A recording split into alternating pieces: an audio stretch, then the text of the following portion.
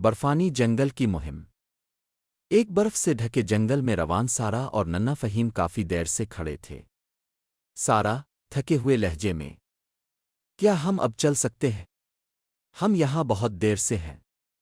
دیکھو ہر طرف برف ہی برف ہے۔ روان، ان صندوقوں میں سے کسی ایک میں ضرور سبز مولیاں ہوں گی، مگر کون سا؟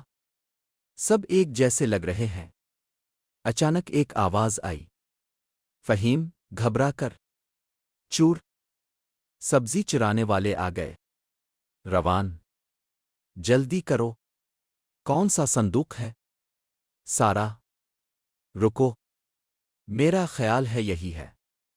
1 2 3۔ اچانک ایک جال حرکت میں آیا۔ روان، مدد کرو۔ کچھ دیر بعد سارا مسکرا کر، یہ تو برف کا ڈھیر نکلا۔ روان ہنستے ہوئے، یہ تمہاری غلط فہمی ہے، یہ تو مزیدار گاجر کا خزانہ ہے۔ اچانک فہیم چیخ کر، یہ بم ہے، بھاگو۔ تینوں ایسے دوڑے جیسے کبھی نہ دوڑے ہوں۔ خطرے کا احساس، کچھ فاصلے پر رک کر سارا، یہ جال تھا، مجھے پہلے ہی شک تھا۔ یہ ضرور چالاک لومڑ ناصر کا جال ہے، وہ آ رہا ہوگا۔ روان، ہمیں فوراً کچھ کرنا ہوگا۔ اسی دوران سارا جال میں پھنس گئی۔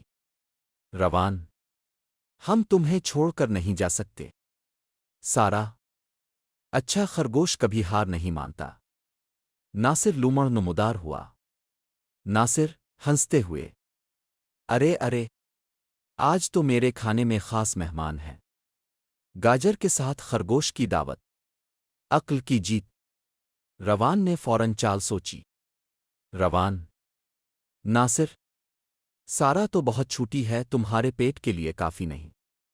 ادھر دیکھو وہ موٹا سا جنگلی سور، وہ تمہارے لیے بہترین کھانا ہوگا۔ ناصر لالچ میں آ گیا۔ جیسے ہی اس نے رخ موڑا، سارا آزاد ہو گئی۔ ناصر غصے میں، یہ کیا؟ تینوں فوراً وہاں سے بھاگ گئے۔ نیا مشن، تھک کر بیٹھتے ہوئے سارا، کاش ہم یہ سبزیاں نہ ڈھونڈتے۔ روان، نہیں، ہم وعدہ کر چکے ہیں۔ اچھا خرگوش ہمت نہیں ہارتا۔ انہوں نے ٹوٹی ہوئی گاڑیوں کے حصے جوڑ کر ایک نئی سپر سلیج بنا لی۔ سارا خوشی سے، یہ تو زبردست آئیڈیا ہے۔ کامیابی اور انجام۔ آخرکار وہ سب سامان لے کر اپنے گھر پہنچ گئے۔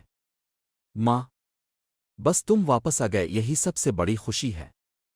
انہوں نے اپنے نئے دوست سارا کا تعارف کروایا۔ ماں مسکرا کر، پھر تو یہ بھی ہمارے ساتھ جشن منائے گی۔ سب نے مل کر خوشی سے کھانا کھایا۔ باہر جنگل خاموش تھا، مگر اچانک، روان، کیا تم نے بھی سنا؟